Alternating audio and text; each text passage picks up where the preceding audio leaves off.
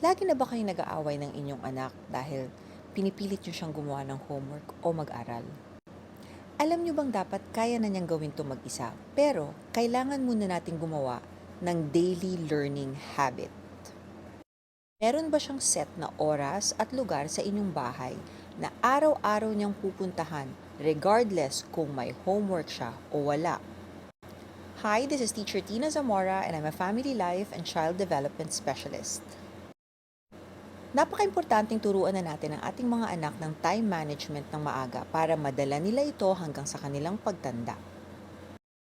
The book The Learning Habit encourages parents to establish a set time and place for learning every day. Kapag automatic na ito sa ating mga anak, automatic na rin nilang gagawin ang kanilang trabaho kahit hindi natin sila sabihan. Wala ng drama or away para gumawa sila ng homework or mag-aral. Mahirap lang ito sa umpisa pero studies show na kung tuloy-tuloy natin itong gagawin, hindi lang gaganda ang relationship natin sa ating mga anak, magkakaroon po sila ng intrinsic motivation or kusa para mag-aral. The book says, learning is not a race to the top. It is a gradual process that occurs every single day. Ilang minuto ba dapat ang kailangang ilaan para sa homework? O ito ang sinabi ng libro. Ang grade 1 ay dapat 10 minutes to 20 minutes lang, tapos increments of 10 minutes lang ang idadagdag for every grade level. So for example, grade 1 will have 10 to 20 minutes, grade 2 will have 20 minutes, grade 3 will have 30 minutes, and so on and so forth.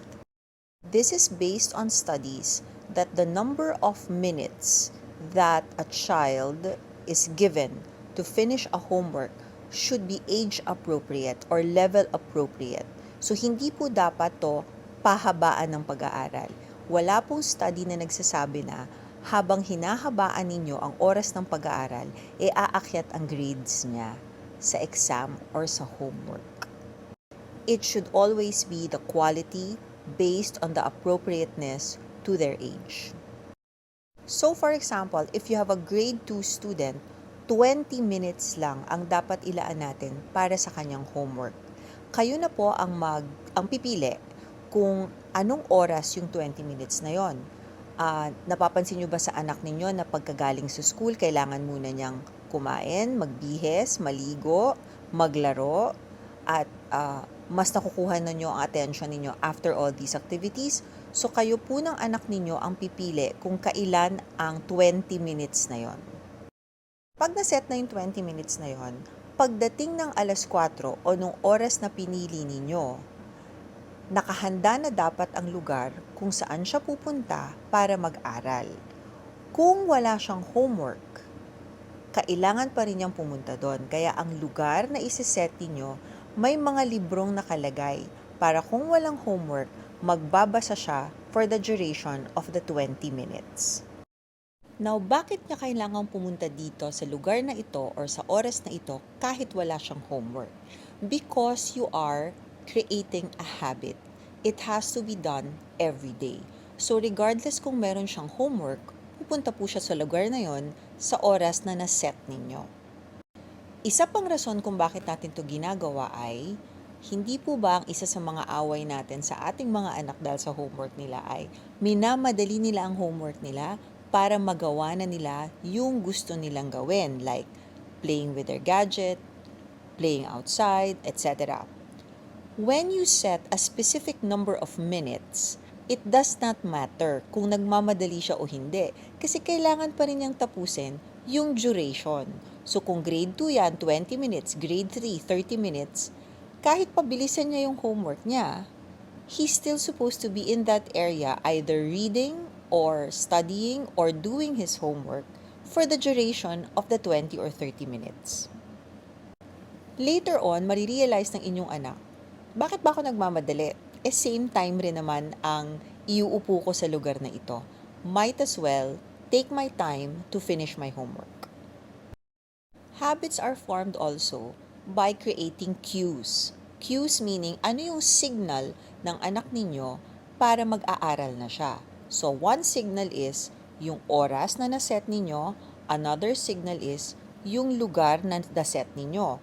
Is it a prepared environment? Meaning, pinili nyo ba na tahimik yung lugar, komportable siya, at may mga libro siya sa lugar na yon? Now, there is one difficult part of the learning habit. The book says, after the duration of the set time based on the grade level, so kung grade 2, 20 minutes, grade 3, 30 minutes, grade 4, 40 minutes, pag natapos na yung number of minutes, finished or unfinished, pack up na.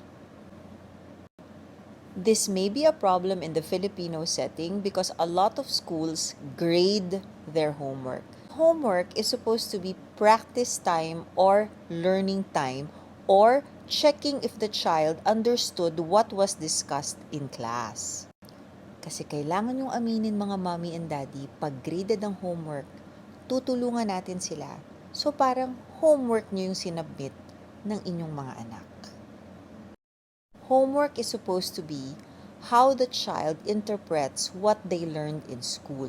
He is finishing it in order for the teacher to figure out if the child understood the lesson. So ano ang mga benefits ng the homework habit or the learning habit? Hindi nagmamadali ang inyong anak na tapusin ang gawain kasi the time is fixed. Wala siyang opportunity na sabihin na wala siyang homework kasi kailangan pa din niyang umupo sa lugar na yon for a set amount of time. Kapag walang homework or natapos na niya before the set time, uubusin pa rin niya dapat ang oras sa pagbabasa ng hinanda ninyong libro until the end of the learning time. Pwede kayo maglagay ng alarm clock or a timer para lang visually or auditory na malaman ng anak ninyo na tapos na yung learning time niya or homework time. Okay, so this is our call to action to all the parents who are listening and who learned the homework habit. Let's do it for 2 weeks. And then, let's go back here in the comments and tell us, did you modify? Was it difficult? Ano yung mga struggles ninyo by following the homework habit? Did it help you out? Did it not help you out? Lumala ba yung mga away? Put it in the comments. Let's see how you modified it. Let's see how it turned out. And let's help one another.